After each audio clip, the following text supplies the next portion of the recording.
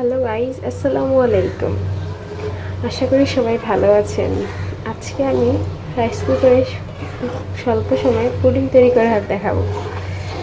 তো প্রথমে আমি 1 লিটার দুধকে চাল করে আধা লিটার বানিয়ে নিয়েছি। এখন আধা লিটার দুধের ভিতর 1/3 কাপ চিনি ইউজ করছি। তো চিনিটা ভালো করে মিক্স করে নিব। চিনিটা ভালোভাবে মিক্স হয়ে গেছে। এখন এখন দুধটা নামিয়ে ঠান্ডা করে নিব। আর ততক্ষণে আমি চুলাতে ক্যারামেল তৈরি করি। ক্যারামেলের জন্য এখানে আমি 1/4 কাপ চিনি ইউজ করেছি। আপনারা চাইলে আপনাদের পরিমাণ মতো চিনিটা বাড়িয়ে কমিয়ে নেবেন। এখন যতটুকু চিনি ইউজ করছি ততটুকু পরিমাণে পানি ইউজ করছি।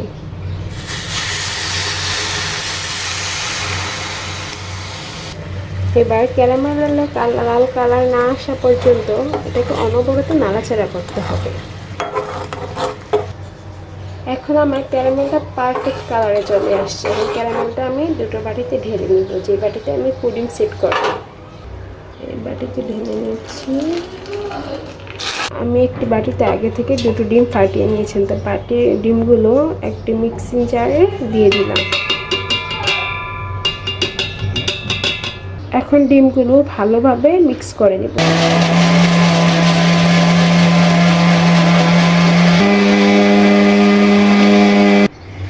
এই যে ডিমগুলো পুরো ফ্লপি হয়ে গেছে। দুধগুলো কুসুম গরম হয়ে গেলে এবার ডিমের মিক্সচারটা দুধের সাথে ভালোভাবে ঢেলে দিয়ে মিক্স করে নেব।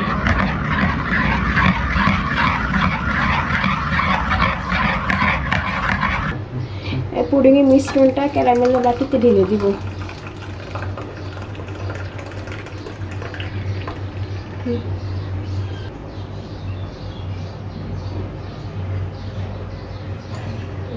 এখন আমার বাসার সকলের জন্য যতটুকু ভাতের প্রয়োজন ততটুকু ভাত আমি বসিয়ে দিলাম।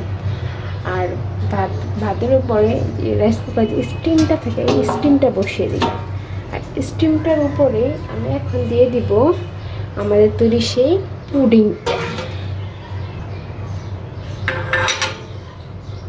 মিশ্রণগুলো দেওয়ার পর এখন আমি রাইস কুকার ঢাকনা দিয়ে রাইস কুকারটা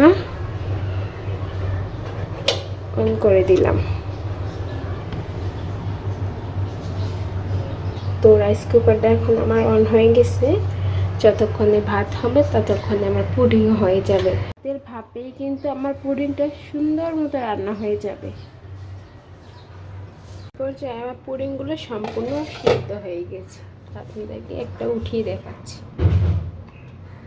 এই যে দেখুন, পুডিংটা ভালোভাবে তো রান্না হয়েছে কিনা তা দেখার জন্য একটা টুথপিক নিয়েছি।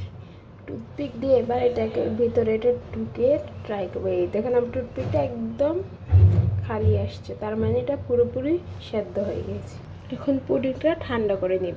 এবার পুডিংটা ঠান্ডা হওয়ার জন্য নর্মাল ফ্রিজে রেখে দিব 2-3 ঘন্টার জন্য। 2-3 ঘন্টা হয়ে গেছে। এখন আমি নর্মাল ফ্রিজ থেকে পুডিংটা বের করে নেব। এবার পরিবেশন করব। এখন একটা ছুরি বা স্প্যাচুলারের সাহায্যে পুডিংয়ের সাইডগুলো খুব আলতো করে আলগা করে দেব। এবার পুডিংটা একটা প্লেটের সাহায্যে আস্তে করে উল্টে নেব। দুইবার টেপ করার পর একটা বাটিটা উঠিয়ে নিলেই তৈরি আমাদের ক্যারামেল পুডিং।